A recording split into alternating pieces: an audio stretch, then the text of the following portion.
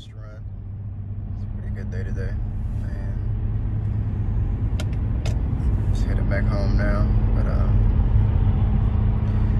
just want everyone to be aware that this is the time to really make sure you're eating healthy, because we're not getting enough sunlight when it's colder outside. So as they say, if you're not, well, as I say, if you're not living near the sun, then you should at least consume it. So that means not cooking the sun or the life out of your food. But anyway, that's not exactly what I want to talk about today.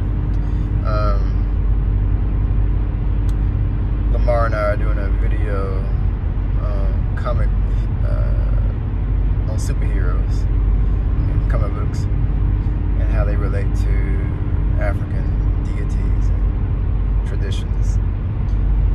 A lot of us are not aware that these Marvel characters or DC comic characters that we see that are hitting the big screen in theaters are not necessarily original characters.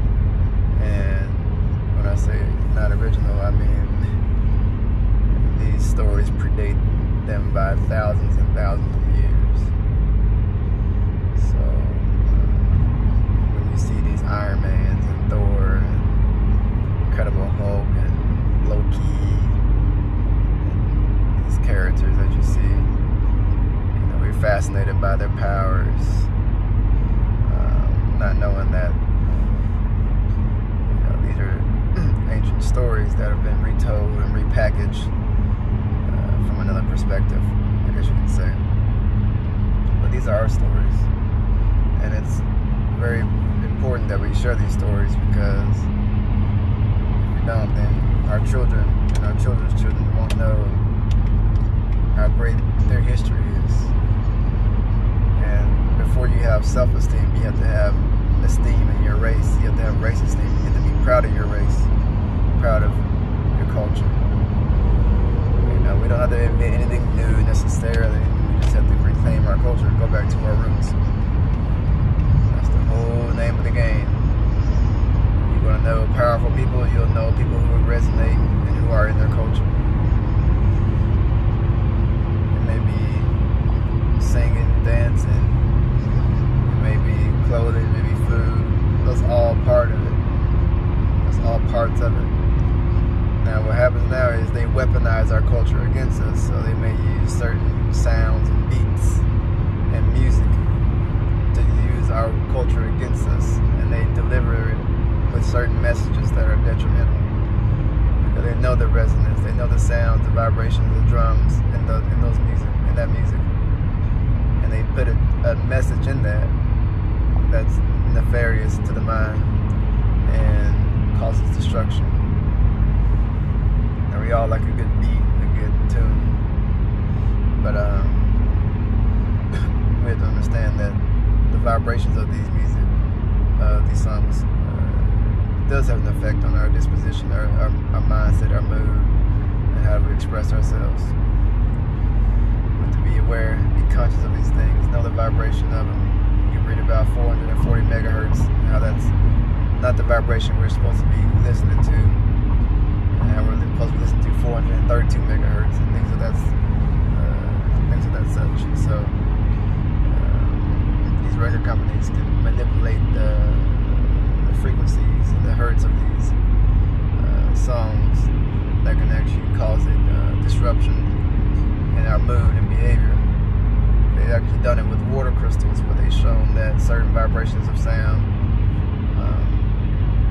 causes irregular or asymmetrical shapes in the water crystals or the molecules.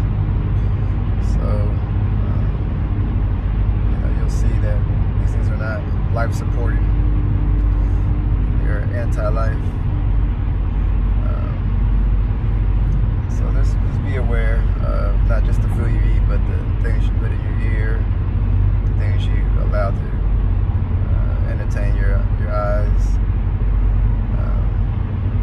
Understand that knowledge is represented by day and night, whereas we have a certain amount of hours of daylight, meaning that it's obvious, we can see it. These are the things that we say are common sense, that we can see. So that's daylight. When nighttime hits, that's what we call the occult, or the hidden. And you can only see things at that time with the third eye, or some people call the pineal gland. So that represents occultic information. Things that are not obvious, things that are not seen, that you can't necessarily see at night, basically. So we can't understand it, or we can't see all things with our senses. So you must go into a different sense, a different conscious, a sub-light, subliminal, a subconscious, meaning that it's not in the conscious, not in the seen, not in the visible. So there are always forces that play. You know, the story of Haru and Set is the story of life, how we struggle with ourselves, of being a hero, of being victorious versus being conquered by our desires that are our base desires, lower desires, let's say. There's nothing wrong with desires. It's the lower vibration desires that lead us nowhere. Remember, addiction is not a bad thing. An addiction in the wrong place is a bad thing. An addiction that never quite gets fixed and leads to destruction, that's a bad thing. But being addicted to helping people, being addicted to being a genuine human being, that's not a bad thing, necessarily. So, but there's a time and place for everything. So you have all your emotions for reasons. There's no such thing as a bad emotion. You know, there's a ritual for all your emotions. There's a purpose and place for all your emotions, or else they wouldn't have been given to you. It's time to be happy, time to be sad, all those types of things. Time to be angry. Anger in the right place should be commended, not condemned. Happiness in the wrong place should not be supported, should not be basically looked as being a positive thing. So you can be happy that someone fell down and hurt themselves. You know, so happiness is not always a proper emotion. It's not always a good emotion. So you see. So sometimes we have to understand that our emotional vocabulary was stunted during bondage and being prisoners of war in this country. The War of 1500, which they call slavery, which is the War of 1500 actually,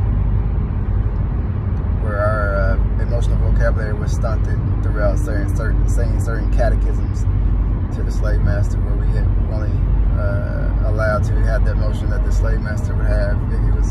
If he was sick, then we were sick. So we would say, we sick, master.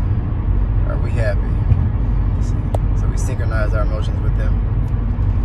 So just be aware that you need all your emotions to be a full human being, to be holistic, and know when and when not to use them.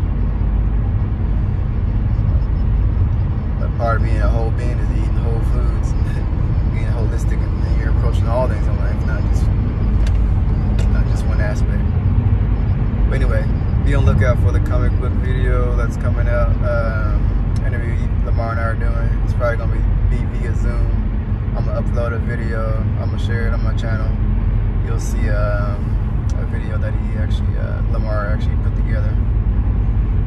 It's like a trailer video to kind of show what we're gonna be talking about. So I'm gonna go through various superheroes and talk about their relation to ancient African gods and goddesses and deities and things of that such. So just stay tuned with that.